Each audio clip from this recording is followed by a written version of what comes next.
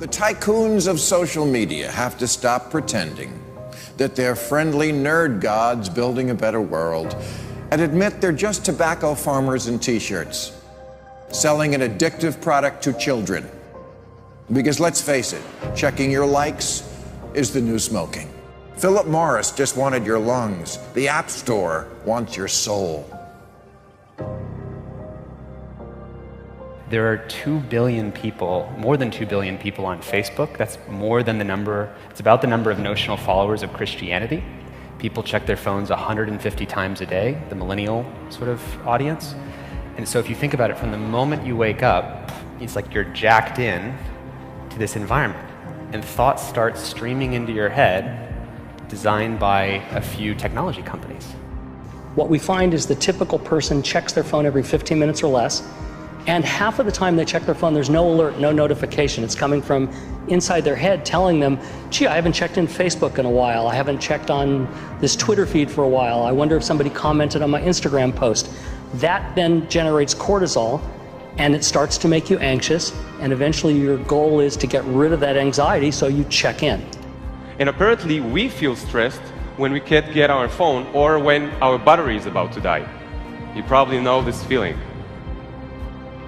And a research done in Australia among 3,000 people under the age of 30 found that 9 out of every 10 admit to feel this anxiety while having his battery dying. Steve Jobs revolutionized the entire world with the iPhone, and he never let his children use it because he did not want them dependent on technology. Right now, an infant is getting their first laptop that's soft and squishy and makes noise. Right now, a child is being born online and being favorited and retweeted. The hypergenerational segregation of our time is bizarre, unhealthy, and historically unprecedented. You've never seen the like of people sitting at a table in a restaurant not talking to each other because they're texting and using their Facebook and Instagram and Twitter, and they are at the table and don't even know each other. In the house and can't even talk to each other. And the pressure that's on us to be like everybody else is so great that everybody tries to live like they're in a reality show. As a culture, we don't have enough in common anymore. And that's because the internet, which was supposed to unite the world, has become too adept at serving us personalized content. Do you know what I saw on Yahoo's front page this morning? No, you don't, because mine isn't the same as yours.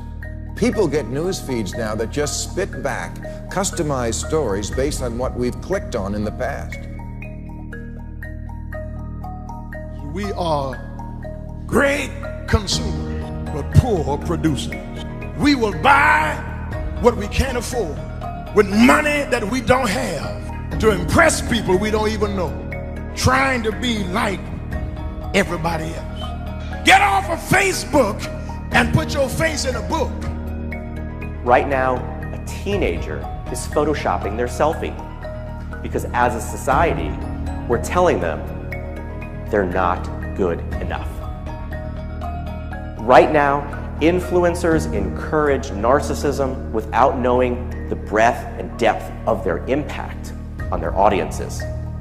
Right now, 40,000 spectators are in an Olympic football arena watching a competitive esports competition because this is this generation's football match.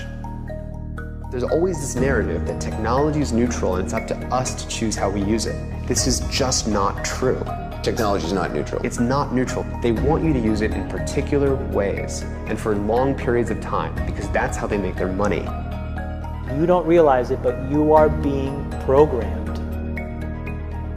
It was unintentional, but now you got to decide how much you're willing to give up, how much of your intellectual independence. If you feed the beast, that beast will destroy you. If you push back on it, we have a chance to control it and rein it in. And it is a point in time where people need to hard break from some of these tools and the things that you rely on. The short-term dopamine-driven feedback loops that we have created are destroying how society works. No civil discourse, no cooperation, misinformation, mistruth. And it's not an American problem. This is not about Russian ads. This is a global problem. I challenge everyone to try going 1 week without social media. Don't let your phone and social media control you.